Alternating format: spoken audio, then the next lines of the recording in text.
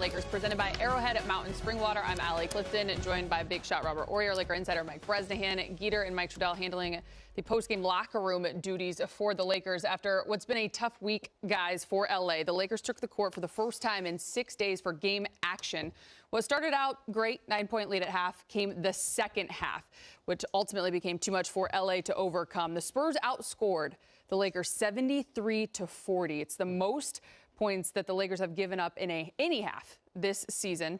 They're outscored 66-40 in the paint, gave up 18 turnovers for 25 Spurs points, despite 30 and 13 from Anthony Davis. Rob, I'll start with you. You tip your cap to the San Antonio Spurs. They got the job done.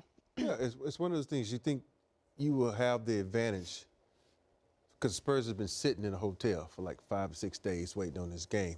But sometimes that can bring teams together. They got a lot of time to talk about things. They got a lot of time to talk about the opponent that's coming up. And they also have a lot of time to reflect on life because, you know, what's happened across California. So for me, it was one of those games, who's going to come out, who's going to want it more. And to me, it seemed like in the second half, the Spurs regrouped and they wanted it more. Because the first half was all about the Lakers. I don't know, it was the lull of, honoring the great Michael Cooper, and there's a longer halftime than not, and that always favors the younger legs. But they came out still fresh and ready to roll. But at the end of the day, there was little effort at boxing out, little effort keeping out of the paint, and just little enthusiasm to me. And, and I'm going to give them a pass because this is that one game where so much going on in L.A. that you can give them a pass. But I still think you still come out with a little bit more effort and a little more energy. Yeah, I'm a little worried about this Laker offense. Look, I was at that game in Dallas 6 days ago. No Luka, no Kyrie, no Gafford for the Mavs. Lakers score 97 points and lose by 21. Then you have tonight, that second half, not strong. 13 points in that fourth quarter. You're not going to win any game when you score 13 in the fourth, unless you're up by 90 going into that quarter. I'm worried about that offense, Rob. It seems stagnant. The shot selection has seemed a little off the last couple games. And I don't know what they can do other than maybe a lineup change, try to inject something different in that starting five. Dorian Finney-Smith, obviously the big acquisition, who starts, tons of games over the last 6 years. He could be the guy to put in there with that starting five. But for now, nothing seems to be flowing. AD chasing foul trouble. Almost, he wasn't quite in foul trouble, but it was, he had too many fouls tonight. And Wembanyama, wow. I mean, what more can you say about that kid? That hasn't already been said about an amazing young talent. Wow, just a tough second half. As you said, Rob, a lot going on in LA, but that offense has to find some solutions quickly. We're going to get to Wemby and the Spurs in just a minute, but I do want to touch on something that you said, because obviously it's sensitive. We're all well aware of what is going on. That's bigger than basketball and obviously away from the game. I do believe, though, that the Lakers made it very clear with the right intent to use this time, to take advantage of this time. We heard J.J. Redick say before the game that he felt they had the 3 best practices since training camp. He talked about staying sharp, staying conditioned, staying together. And so when you look at that second half, Rob, look, you played so many years in this league and you understand the energy that it takes throughout the course of a 48-minute game. So when you speak on it, can it be something as simple, not to make an excuse, but the reality of what we saw there in the second half of how when your rhythm can be interrupted, just getting your legs back? I think, sometimes we look at athletes as being superhuman, and we're not. We have things going on us at home. You have things going on, outside of basketball that can carry over into the game of basketball. And sometimes we say, well, you make all this money, you should be able to, set that aside. But at the end of the day, you're human, you have a heart, and your heart can weigh on you. And especially when you're sitting there and you're thinking about, watching Coop get honored, and then it talks about family. Coop called a Lake family. That kind of all of a sudden you go in there like, well, is my family okay? Is my friend's family okay? And so that kind of gets you off kilter. And if you think about it, Chris Paul, even though he played with the Clippers, that was many moons ago. The Spurs really probably don't have anybody they got to worry about here in L.A. So they came out like, oh, we got to come out. You know, they honoring Coop. They doing all these things to keep us in this locker room. Let's come out fresh. Let's come out and destroy them because the Lakers have a history of not having good third quarters. The Lakers have a history of having bad fourth quarter. And they played on all the things that are thorns in the Lakers side. And, you know, sometimes, you know, you have to give it up to the other team because they came out with a lot of energy, a lot of effort, and a lot of tenacity. They went after the basketball. They got the basketball. They put it back. And give it up to them. You had 3 guys to score 23 points in that starting lineup. Everybody scored in double figures in that starting line.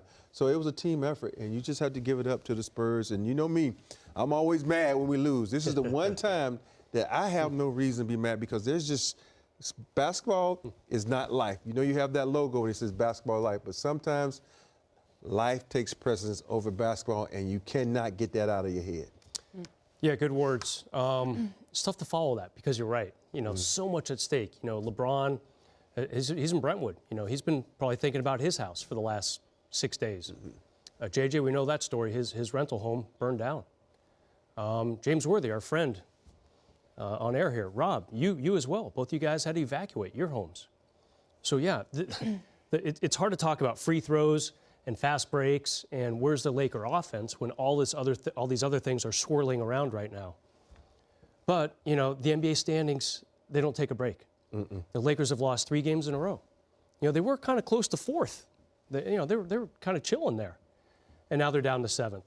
They're outside that top 6 that I would want them to be in so badly. You know, if you're a Laker fan, no more play-in game.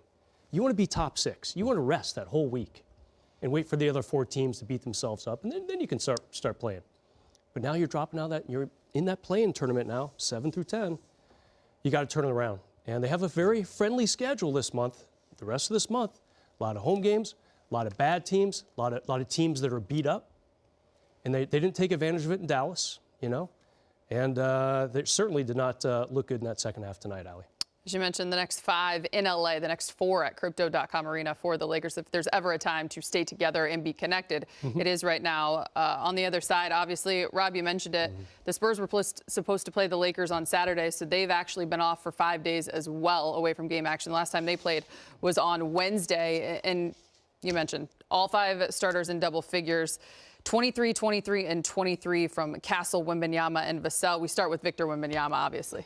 All young guys. Every one of those guys are like under 22 years old. And you think about it. When I was 21, 22, and you have that all-star break, and everybody said, well, don't get out of shape. Man, I'm 23 years old. I'm never out of shape. and tonight, that's what it looked like. These guys look fresh. They look like they were still in good rhythm. And we know Wembanyama. Think about it. This guy is 7'3", and he takes more threes in the NBA than anybody in the league. And, you know, that has to say something. You know, so you know who he is. It's like we talk about him from this channel to other channels that he shoots a lot of threes. And you let him come down, and he knocks down 2 threes. Get up on him, make him put it on the floor, and attack him because I haven't seen him he's an okay passer to me. But when you double team him and you body him, which they didn't do very much of this game. You know, AD went to the hole a couple of times in the first half, body him, but nobody else did it. I know Max Christie tried it one time, and it worked. That is the MO. Like, everybody has a game plan. You know, Wemby is good, but he doesn't like physicality because, you know, if he was in these 100-mile winds we had up in La Canyada, he'd been floating down the dang wind, like you know, because he would have been blown away. That's how light he is. And so you have to match certain things with physicality.